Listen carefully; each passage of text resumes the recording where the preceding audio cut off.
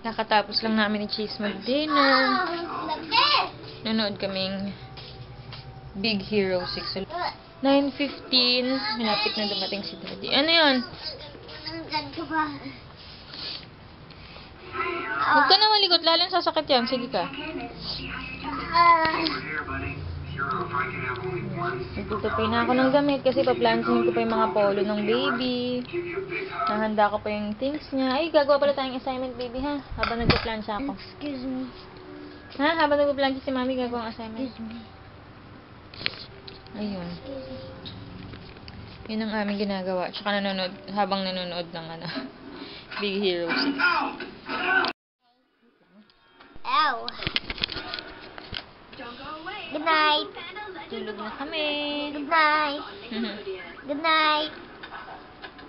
Yun na. Bye-bye ka. Bye-bye. Bye-bye. Si Daddy lumabas eh. Pumunta sa patay. Ayun. Kaya kami lang ni Cheese. Pero, tulog na rin kami.